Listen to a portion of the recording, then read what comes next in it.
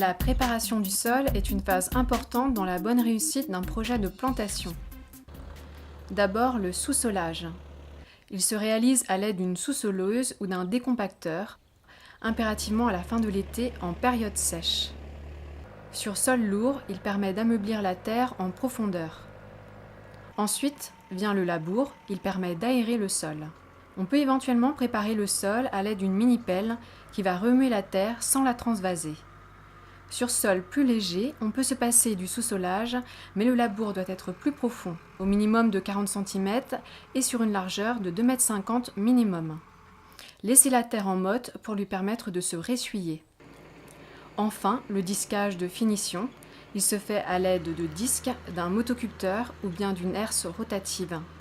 Réalisé juste avant la pose du paillage, il permet d'affiner la couche superficielle de terre. Le paillage sert à faciliter la reprise des plants, limiter la croissance des mauvaises herbes et retenir l'eau en été. Le paillage se pose à l'aide d'une machine que l'on appelle dérouleuse.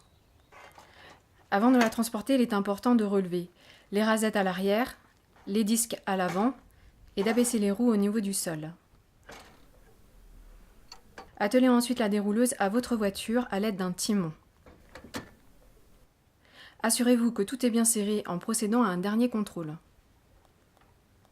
Sur place, il est indispensable de posséder un tracteur 3 points pour atteler la dérouleuse. Il permettra également de régler l'horizontalité de la machine.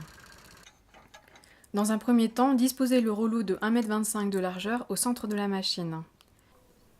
Réalisez les différents réglages concernant le positionnement et la hauteur des disques, rasettes et roues. Le paillage doit passer sous les roues qui ont pour rôle de l'appliquer et de le tendre. Les disques ont pour rôle d'ouvrir la terre vers l'extérieur. Pour finir, les rasettes renversent la terre et recouvrent le paillage. N'hésitez pas sur les premiers mètres à ajuster les réglages. Il est préférable de travailler au moins 2 personnes sur la machine. Lorsqu'elle est correctement réglée, le paillage doit être bien tendu.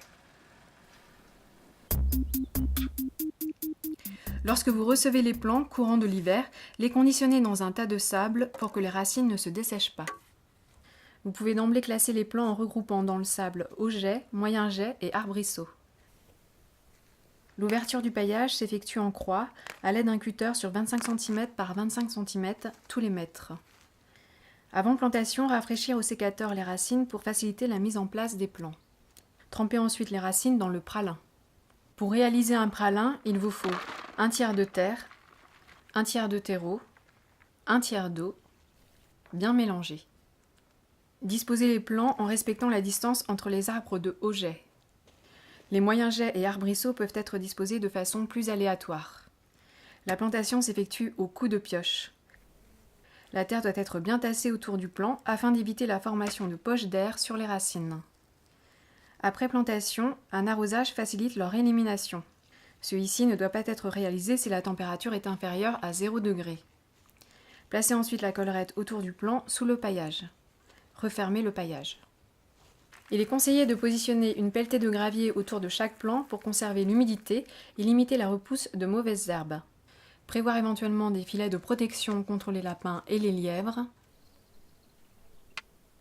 ou chevreuils.